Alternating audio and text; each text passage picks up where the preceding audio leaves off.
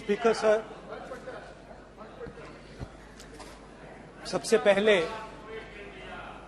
मैं आपका धन्यवाद करना चाहता हूं कि आपने मुझे लोकसभा में रीइंस्टेट किया।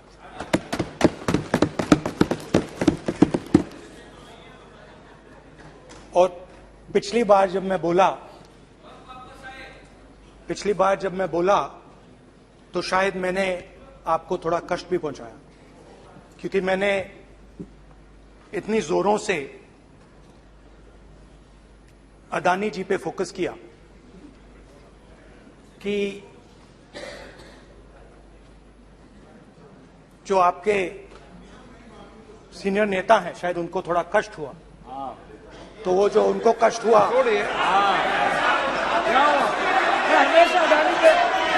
हमेशा अडानी पे अभी भी कष्ट हो रहा है। वो जो कष्ट हुआ, अभी भी कष्ट हो रहा है। विषय पे आइए, विषय पे। अभी भी कष्ट हो रहा है, अभी भी कष्ट हो रहा है। ये देखिए, ये सारे नहीं मगर सुनिए तो वो जो कष्ट हुआ 1 2 3 4 5 उसका असर शायद आप पे भी थोड़ा हुआ। तो इसके लिए मैं आपसे माफी मांगता हूं, मगर मैंने सिर्फ सच्चाई रखी थी। मगर आज जो मेरे बीजेपी के मित्र हैं, आज आपको डरने की जरूरत नहीं है, डरो मत, क्योंकि आज जो मेरा भाषण है, डरो मत, और आप डरो मत।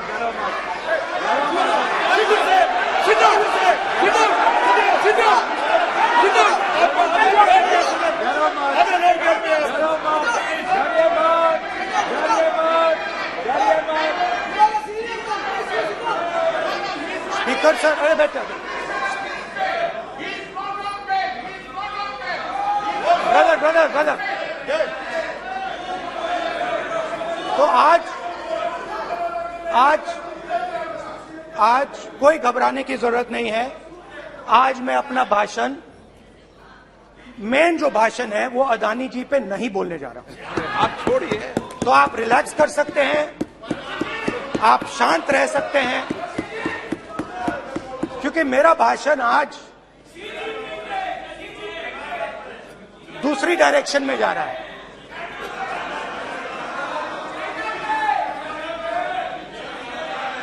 रूमी ने कहा था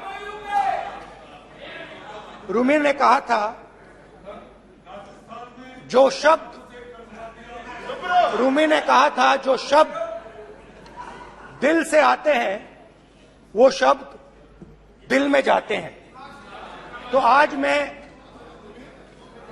दिमाग से नहीं बोलना चाह रहा हूं, मैं दिल से बोलना चाह रहा हूं।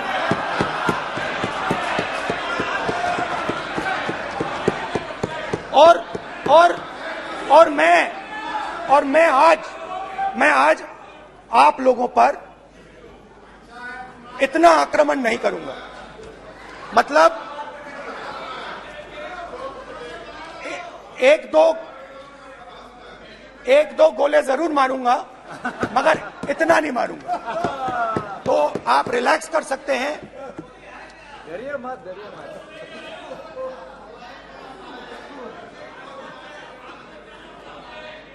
अरे रक्षा मंत्री जी है, संभाल लेंगे हम लोग।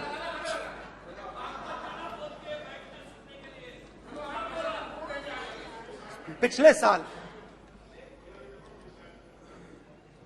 130 दिन के लिए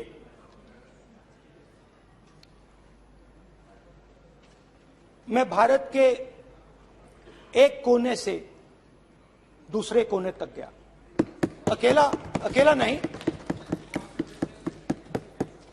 बहुत सारे लोगों के साथ।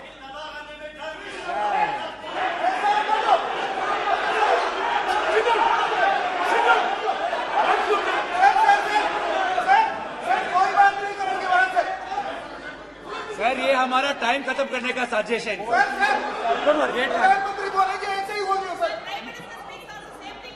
सारे समाज निकल गए। समुद्र अधीर अधीर अधीर समुद्र के तट से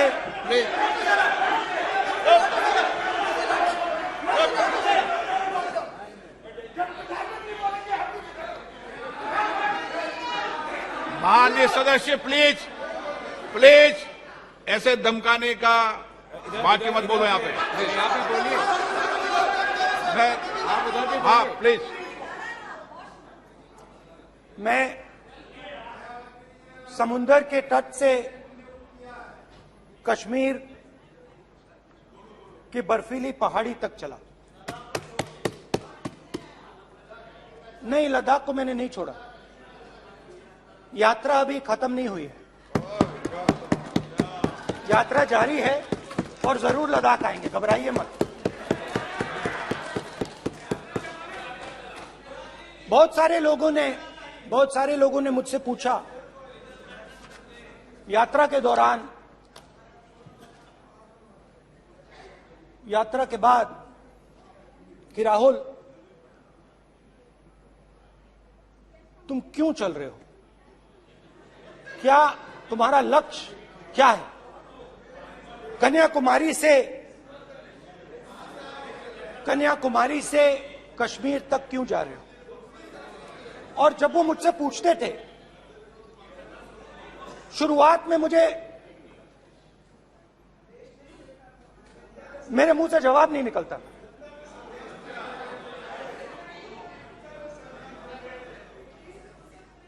शायद मुझे ही नहीं मालूम था कि मैंने ये यात्रा क्यों शुरू की। जब मैं कन्याकुमारी से शुरू हुआ, मैं सोच रहा था मैं हिंदुस्तान को देखना चाहता हूं, समझना चाहता हूं, लोगों के बीच में जाना चाहता हूं, मगर गहराई से मुझे मालूम नहीं था।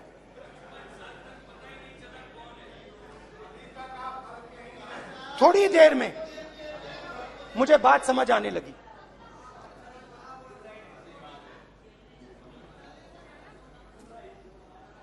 जिस चीज से मुझे प्यार था, जिस चीज के लिए मैं मरने को तैयार हूं, जिस चीज के लिए मैं मोदी जी की जेलों में जाने को तैयार हूं, जिस चीज के लिए मैंने 10 साल हर रोज गाली खाई, उस चीज को मैं समझना चाहता था। ये है क्या जिसने मेरे दिल को इतनी। भाई आप रनिंग कमेंट्री बंद करो, नहीं तो हम भी चालू करेंगे। सुनने का आप जिस चीज धैर्य रखो। जिस चीज ने मेरे दिल को इतनी मजबूती से पकड़ रखा था, उसको मैं समझना चाहता। शुरुआत में जैसे मैंने शुरू किया, सालों से मैं हर रोज 8-10 किलोमीटर दौड़ता हूं, तो मेरे दिमाग में था कि अगर मैं 10 किलोमीटर दौड़ सकता हूं तो 25 किलोमीटर चलने का क्या मतलब, कोई बड़ी बात नहीं। ये मैंने सोचा था। आज मैं उस भावना को देखूं तो वो अहंकार था कि मैं ये कर सकता हूं, ये कुछ नहीं है। तो मेरे दिल में उस समय अहंकार था।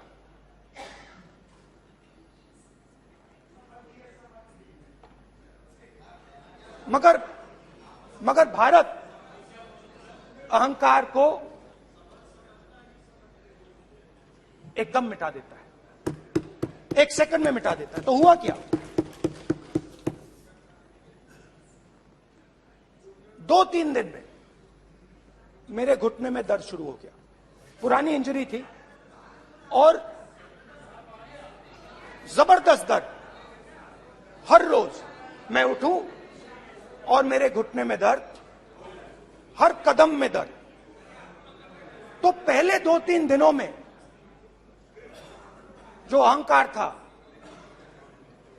जो मतलब भेड़िया जो निकला था, वो चींटी बन गई एकदम। जो हिंदुस्तान को अहंकार से देखने निकला था, वो पूरा का पूरा अहंकार गायब हो गया। और रोज मैं डर डर के चलूं कि क्या मैं कल चल पाऊंगा। ये मेरे दिल में डर था। और जब भी ये डर बढ़ता था, कहीं ना कहीं से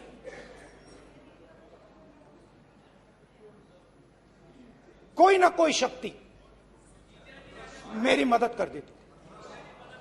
एक दिन मैं सह नहीं पा रहा था, एक छोटी सी लड़की आती है, मुझे चिट्ठी दे देती।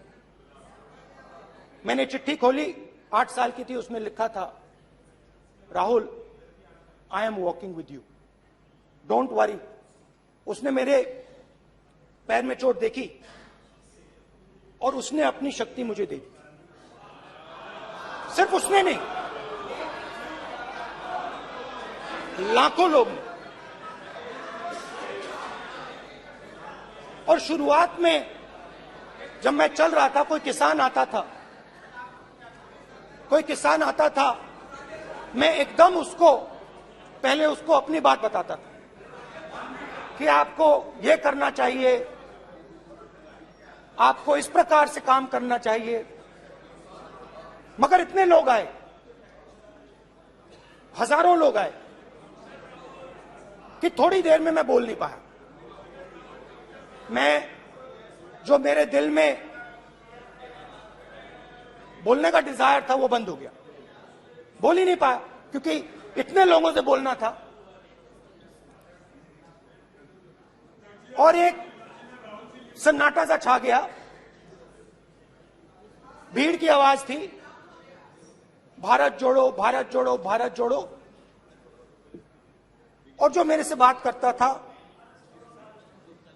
उसकी आवाज में सुनता गया।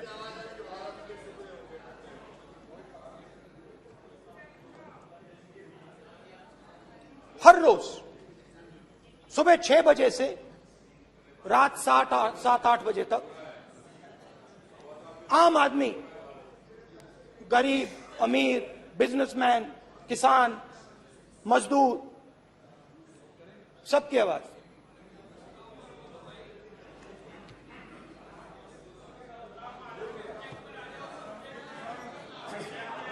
आ रहा हूं।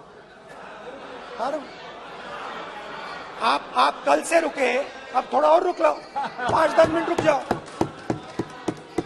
तो ये चलता गया, मैं बात सुनता गया। और फिर मेरे पास एक किसान आया, और किसान ने हाथ में रुई पकड़ी हुई थी, और उसने मुझे कहा, अध्यक्ष महोदय, उसने मुझे कहा, मेरी आंख में देखकर उसने मुझे अपना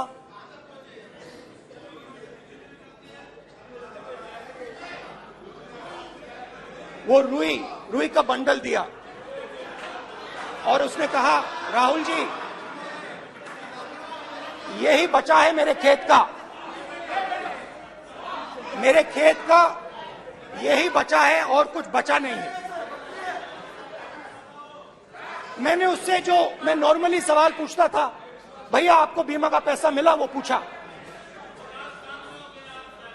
बीमा का पैसा मिला, वो पूछा। और किसान ने मेरा हाथ पकड़ा। किसान मुझे कहता है कि नहीं राहुल जी, मुझे बीमा का पैसा नहीं मिला, हिंदुस्तान के बड़े उद्योगपतियों ने वो मुझसे छीन लिया। मगर इस बार बड़ी अजीब सी चीज हुई। जब मैंने किसान को देखा और वो मुझसे बोल रहा था, तो जो उसके दिल में दर्द था वो मेरे दिल में आया। जो उसके आंखों में शर्म थी जब वो अपनी बीवी से बात करता था, वो शर्म मेरी आंखों में आई। जब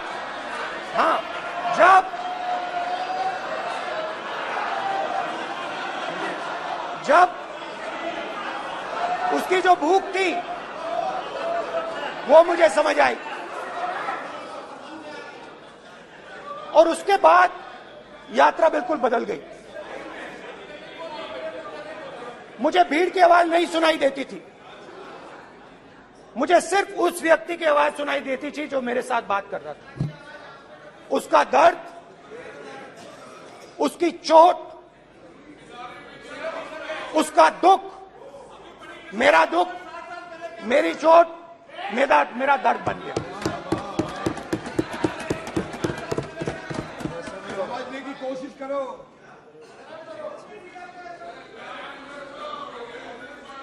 भाइयों और बहनों,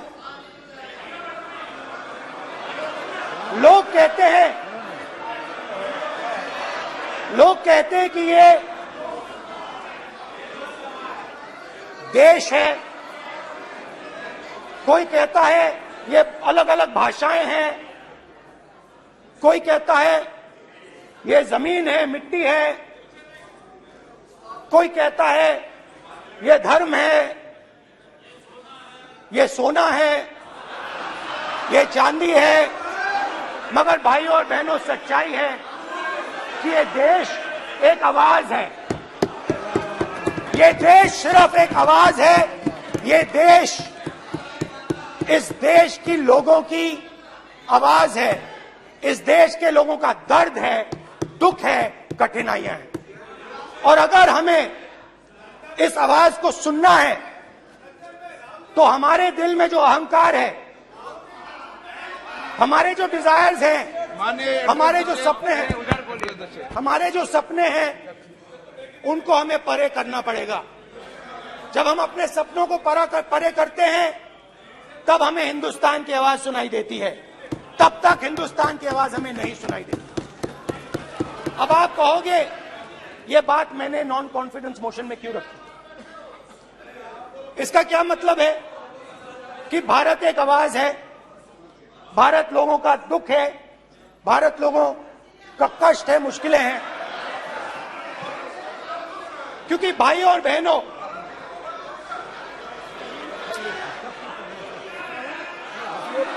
अध्यक्ष महोदय, अब पूरा सूद समय जवाब तुमको मिलेगा। फिर पूरा सूद समय देंगे सर।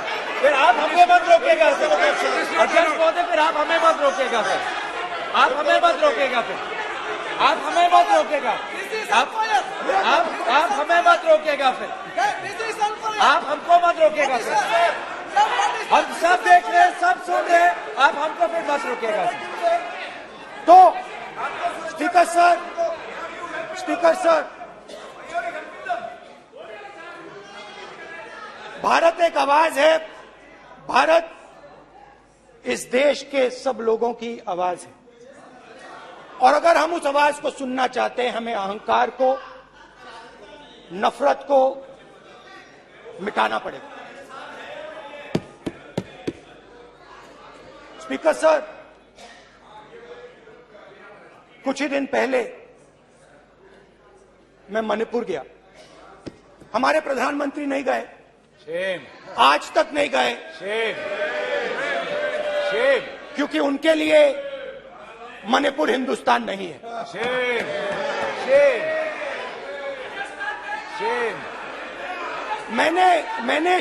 मैंने मणिपुर शब्द प्रयोग किया, मगर आज की सच्चाई यह है कि मणिपुर नहीं बचा है। मणिपुर को आपने दो भाग में कर दिया है। मणिपुर को आपने बांट दिया है, तोड़ दिया है। मैं मणिपुर में रिलीफ कैंप्स में गया। रिलीफ कैंप में आज जा रहा हूं, आज जा रहा हूं मणिपुर में रिलीफ कैंप में मैंने महिलाओं से बात की। ठीक है sir, You don't let him say this. Sir, don't allow him. Sit down. पूरा टाइम देखेंगे। Why you want this podium? कल देखेंगे, कल देखेंगे, कल देखेंगे। बात नहीं करेंगे सर, प्रधानमंत्री की बात नहीं करेंगे सर ऐसे।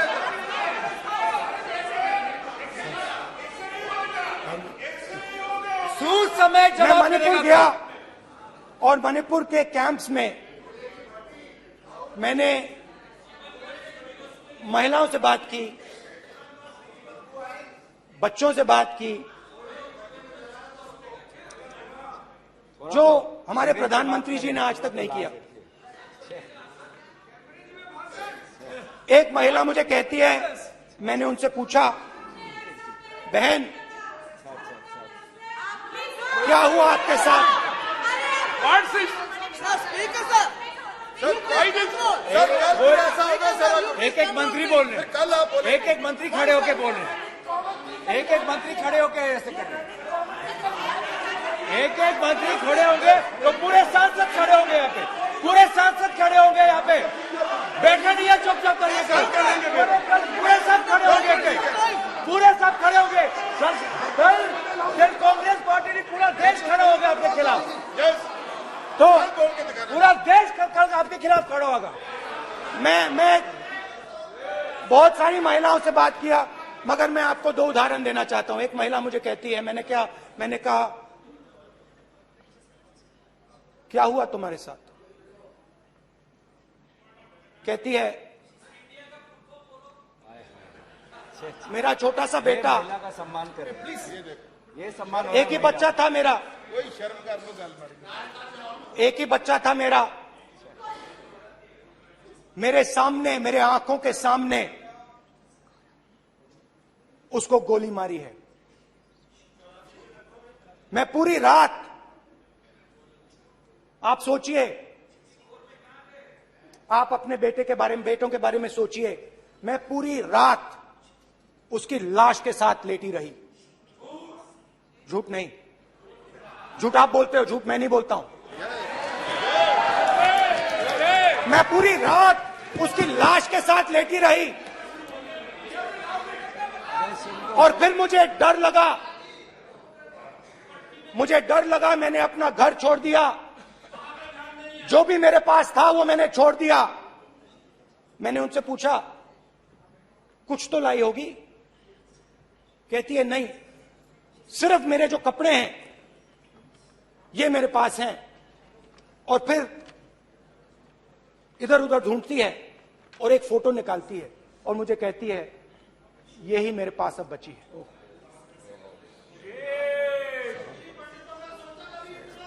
एक और उदाहरण, दूसरे कैंप में मैं, एक महिला मेरे सामने आती है, मैं उससे पूछता हूं, तुम्हारे साथ क्या हुआ? क्या हुआ तुम्हारे साथ? और जैसे ही मैंने ये सवाल पूछा,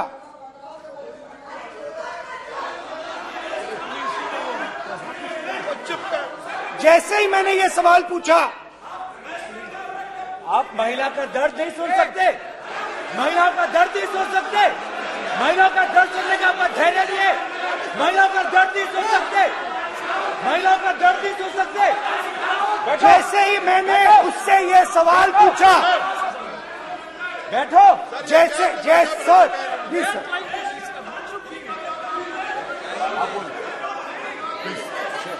शर्म करिए, शर्म करिए। जैसे ही मैंने उससे सवाल पूछा, तुम्हारे साथ क्या हुआ, शर्म नहीं है तेरे को? वैसे ही 1 सेकंड में वो कांपने लगी। उसने अपने दिमाग में वो दृश्य देखा और वो बेहोश हो गई। मेरे सामने कांपती हुई बेहोश हो गई। तो ये मैंने आपको सिर्फ 2 उदाहरण दिए हैं। स्पीकर सर, इन्होंने मणिपुर में हिंदुस्तान की हत्या की है, सिर्फ मणिपुर की नहीं, हिंदुस्तान की हत्या की है। इनकी राजनीति ने मणिपुर को नहीं, हिंदुस्तान को मणिपुर में मारा है। हिंदुस्तान को कत्ल किया है, हिंदुस्तान का मर्डर किया है मणिपुर में। जैसे मैंने भाषण के शुरुआत में बोला, भारत एक आवाज है, भारत हमारी जनता की आवाज है, दिल की आवाज है। उस आवाज की हत्या आपने मणिपुर में की। इसका मतलब भारत माता की हत्या आपने मणिपुर में की।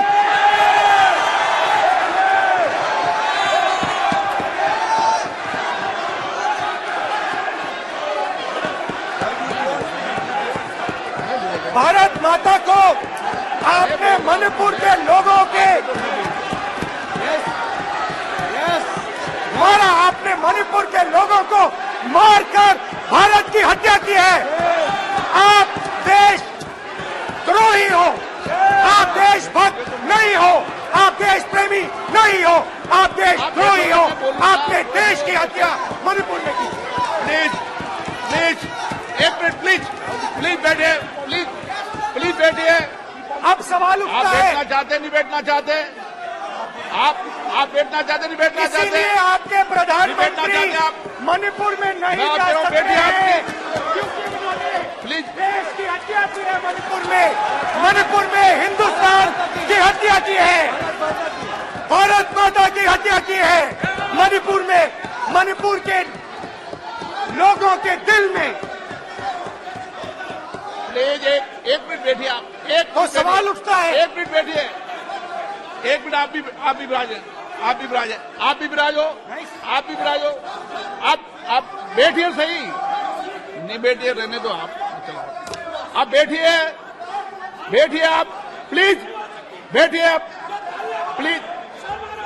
आप बोल रहे फिर आप भारत माता के रखवाले नहीं हो, आप भारत माता के हत्यारे हो। प्लीज माननीय सदस्य, प्लीज प्लीज माननीय सदस्य, please please please please please. देखिए माननीय सदस्यगण, प्लीज प्लीज। माननीय सदस्यगण, भारत मां हमारी मां है, हमें सदन में बोलते समय संयम बरतना चाहिए। मेरा अपनी मां की हत्या की बात कर रहा हूं मैं, मणिपुर में अपनी मां की हत्या की बात कर रहा हूं मैं, आदर से बोल रहा हूं। आपने मेरी मां की हत्या की मणिपुर में। एक मेरी मां यहां बैठी है, दूसरी मां को आपने मणिपुर में मारा है।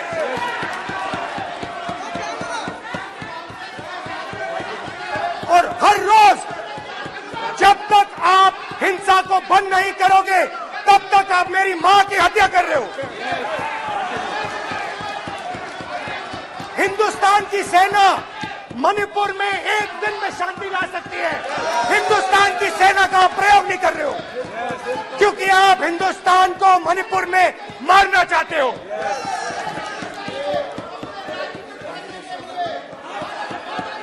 तो अगर नरेंद्र मोदी जी हिंदुस्तान की आवाज नहीं सुनते हैं, अगर हिंदुस्तान के दिल की आवाज नहीं सुनते हैं, तो किसकी आवाज सुनते हैं? दो लोगों की आवाज सुनते हैं। इसकी आवाज सुनते हैं, इसकी आवाज सुनते हैं, माननीय सदस्य, और इसलिए सुनते हैं। नो एक गलत तरीका माननीय सदस्य, देख लीजिए गलत तरीका है। अडानी जी के लिए मोदी जी ने क्या काम किया है, देख लीजिए। ये पहले आप क्वेश्चन लेकर गए, गलत तरीका आपका। माननीय सदस्य, आपका गलत तरीका है। आप सीनियर सदस्य हैं, आप इस तरीके का व्यवहार सदन में मत करिए। आप बात करिए, लेकिन इस तरीके से पोस्टर लाना ये उचित नहीं है किसी तरीके से। रावण दो लोगों की सुनता था। रावण दो लोगों की सुनता था, मेघनाथ और कुंभकर्ण। वैसे ही नरेंद्र मोदी दो लोगों की सुनते हैं, अमित शाह और अडानी। भाई और बहनों, लंका को हनुमान ने नहीं जलाया था, लंका को रावण के अहंकार ने जलाया था। प्लीज माननीय सदस्य, आप संयमित बोले। आप ये सदन है, आप तरीके से बोलिए माननीय राम सदस्य। ने रावण को नहीं मारा था, रावण के अहंकार ने रावण को मारा था। आप पूरे देश में केरोसिन फेंक रहे हो, पूरे देश में आप केरोसिन फेंक रहे हो। आपने मणिपुर में केरोसिन फेंकी, आपने चिंगारी लगा दी। अब आप हरियाणा में कर रहे हो, पूरे देश को आप जलाने में लगे हो। आप पूरे देश में भारत माता की हत्या कर रहे हो। धन्यवाद स्पीकर।